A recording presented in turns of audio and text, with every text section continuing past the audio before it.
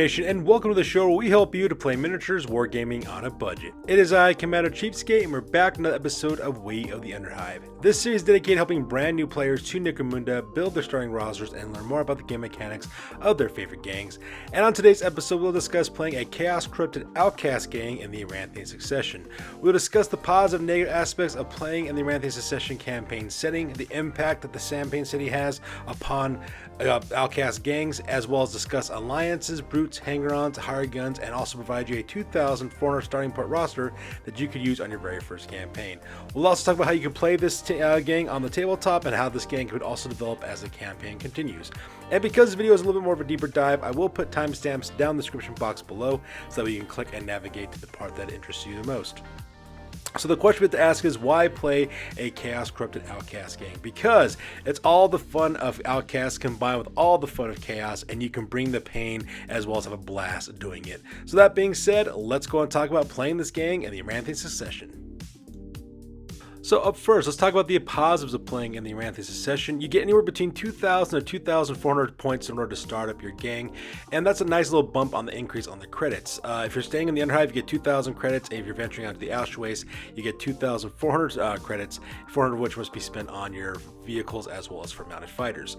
Now, when a lot of new players see this, they actually get kind of apprehensive because they imagine what ends up happening is that you have to double the size of your gang in order to use up all of those points. For example, putting like a 25 to 20 man gang is what they're pretty much imagining in their head. However, that's actually the wrong conception to have about this point increase. Instead of actually doubling the size of your gang, just stay with the normal number you usually start off with, but this time fully equip your gang out. Give them powerful weapons, give them good armor, give them a bunch of war gear and equipment that's going to help them survive, equip exotic beasts. If you can get a brute for your gang as well. So when it comes to this list, you want to go for a quality versus a quantity build on this list. You want to really make sure that your fighters are of quality with a lot of good equipment and weaponry to help them out. Now what this is going to do, of course, is going to open a lot of doors for a variety of builds going on, because you can outfit your gang anywhere you want to, and it's going to add for a greater variety of gangs to be fully kitted out in order to adventure in the Underhive as well as out in the Ash Wastes. So potential negatives of playing in the Aranthian Succession, of course, is the balance bandwagon, especially if your opponent did not receive any support or anything new from the Aranthian Succession as well. So if your opponent is kind of a whiner that way, they're going to use balance as excuses as to why they want to play in the Aranthian Succession. So if you do run into that, you know, just try to ignore them and just kind of keep on going and keep on doing you when it comes to your wargaming. At the same time, another potential problem could be narrative gameplay. If you're not much of a narrative gameplay kind of person, this could kind of be a hindrance for you. The Aranthian Succession is very narrative heavy. So if narrative wargaming isn't your thing, it might be a little bit difficult for you. So just keep that in mind before going into the campaign.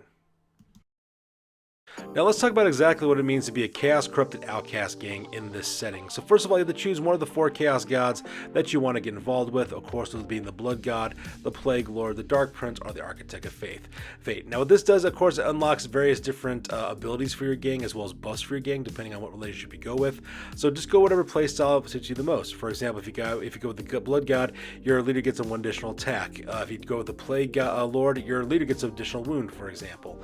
If you're going with the Architect of Fate, you get psychic abilities for your leader. So whatever playstyle is interesting to you, go ahead and pick that Dark Patron for your characters as well. Another thing you also got to remember as well is that you can double the number of champions in a starting roster with the Aranthian Succession, which is kind of good for Outcast gangs specifically, because Outcast fighters are really dependent upon their champions to help them out.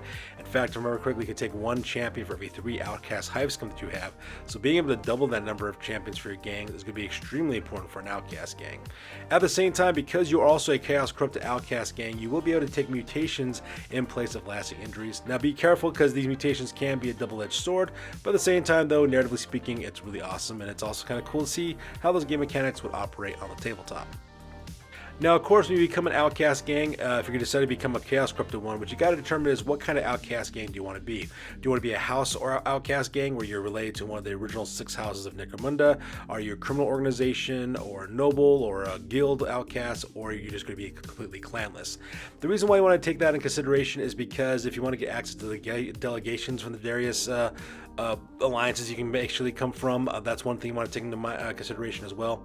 Another thing you have to worry about too is whether you want to have a dramatic persona personae be the leader of your gang or not. There are some advantages and disadvantages to that as well. Same thing with taking delegation gangs. For example, if you decide to be a noble outcast gang that's Chaos Corrupted, are you going to, what noble house delegation would you use to create your leader as well as one of your fighters in your gang? So that's some things you might want to think about when you decide to take on a outcast gang that's Chaos Corrupted. Now, of course, another thing that's also going to be really important for you is determining your alliances, and depending on what type of outcast gang will also determine what kind of alliance you could be as well. For example, if you decide to be a house outcast gang, they're the most flexible ones because you can be able to take any kind of alliance that you want so long as it's related to that house. So for example, if you're a house Escher, for example, you can make alliances with the Cold Traders, the Water Guild, as well as House Ulanti, because that's what you have. If you're a criminal, you can only take alliances from whatever criminal syndicate you're from. If you're a merchant guild, you can only take alliances from that merchant guild that you're from as well. If you're a noble house, for example, like House Catalyst, you can't make any alliances with your former house, and only can come from other noble houses. So that's something you want to keep in mind when it comes to this. At the same time, if you're making those alliances, you also got to determine whether you want to use your gang as a delegation gang or not, because if you decide to make your outcast gang into a delegation gang, just realize you cannot get that same delegation from your alliance. So for example, going back to my Water Guild example, if you decide to be a Water Guild outcast gang and you decide to use the delegation gang, and you get the 3 fighters from the Water Guild, you will not get those same 3 fighters from that Water Guild alliance. So just keep that in mind when it comes to making alliances for your gang. Now, at the same time, you also got brutes, hanger-ons, as well as hired guns. Obviously, the most important one for you is going to be the rogue dog as well. And also, depending on what you decide to do, determines what kind of brutes, hanger-ons, and hired guns you can actually take. For example, if you're a house outcast gang, you can only take house-specific ones. If you're a criminal organization, you can only take outlaws. If you're a merchant or noble house, or you could take any kind of general one that you want. And if you're clanless, you really can't take any of those guys at all. So that's something you want to keep in mind when it comes to picking your gang, making sure that you kind of focus on what the pros and negatives are of being the different types of outcast gangs, and once you make your choice, recruit brutes, hanger-ons, and hired guns accordingly.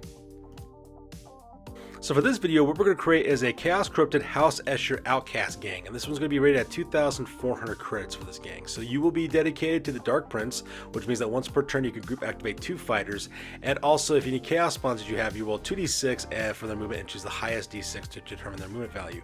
At the same time, your leader also has +2 to their movement as well. And you're actually going to be led by Zarn the Cyberoth, which is an outlaw outcast leader, who's also going to be a Dramatis Personae. This guy was available from the Demons of Meridian Apocrypha Necromunda scenario that was available on the Warhammer Community page. This guy's going to be worth 220 credits. He's going to be at the Survivor archetype, +2 movement due to dedication to the Dark Prince. He's also got Warp Flamer Claws, Light Carapace Armor. He's got Bull Charge, Crushing Blow, Unstoppable, as well as Nerves of Steel, which would give this guy for being the Survivor archetype. He's also got a Warp Corrupted Abomination special rule, Automated Repair System special rule, and he's an Outlaw Outcast leader.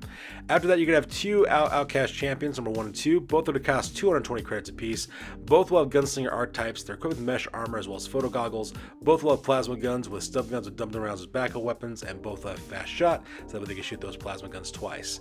After that, you got Outcast Champion number 3 and 4. Both of them cost exactly the same at 170 credits apiece. Both of the Mastermind archetype, as well as mesh armor and photo goggles. Both will have grenade launcher with frag and crack grenades, as well as stub guns for backup weapons, as well as Overwatch to interrupt enemy activations. After that, you're going to have 5 Hive Scum. All 5 will be, all 5. You have 4 Hive Scum. All 4 will be equipped exactly the same at 110 credits apiece. All 4 will have mesh armor, photo goggles, as well as last guns with hotshot last packs, as well as stub guns. And then you have 2 more Hive Scum, number 5 and 6. They're both equipped exactly the same at 120 credits apiece.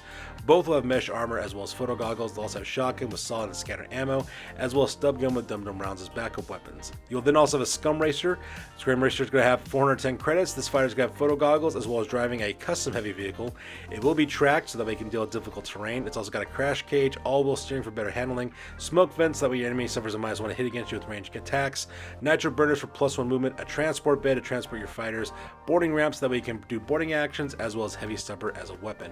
And then for your brute, you're going to take a Scrap Code Corrupted Ambot for 310 credits. It's got light carapace armor as well as Tunning Claw, as well as a Grab Fist. It has Machine Madness, which makes it that all of its attacks are reckless. It has the valuable special rule. It also comes with Berserker, as well as the Nerves of Steel skills as well. Now, because you are an outlaw gang, because you have outlaw leader, your alliance will be a criminal one, and you're going to make it with the Cold Traders. Now what you'll have, of course, is criminal allies with a strong alliance. You also have Xeno artifacts as well as Voidborn bounty hunters, and you have the Trapest gang as well as Imperial entanglements drawbacks as well.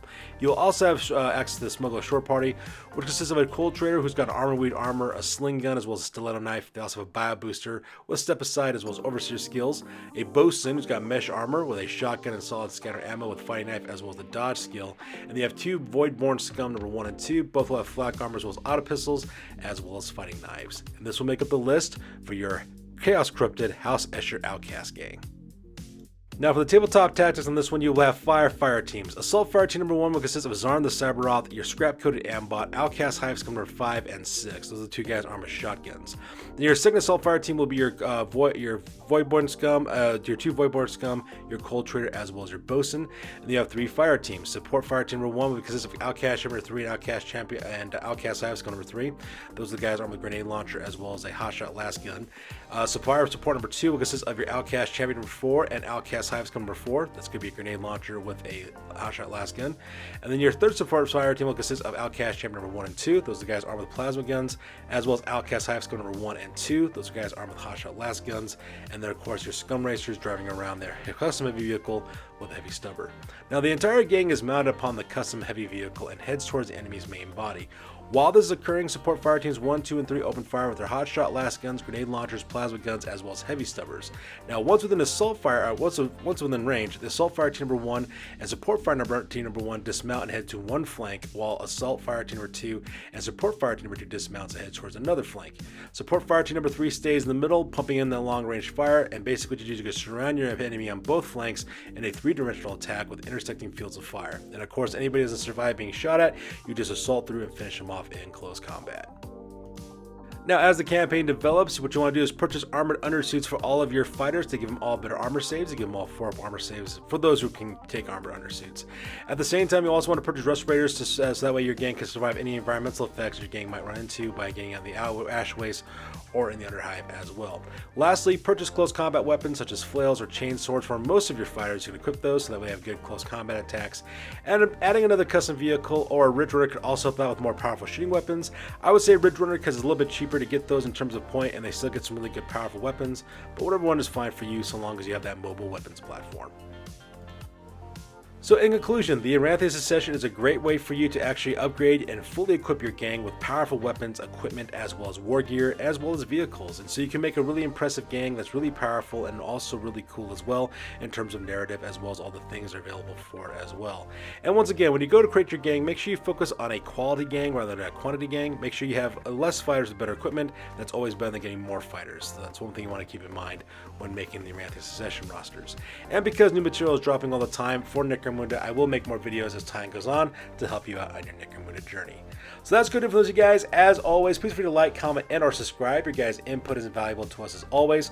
Also check us out on Facebook, Instagram, as well as blogger.com for all the latest greatest hobby news related to this channel.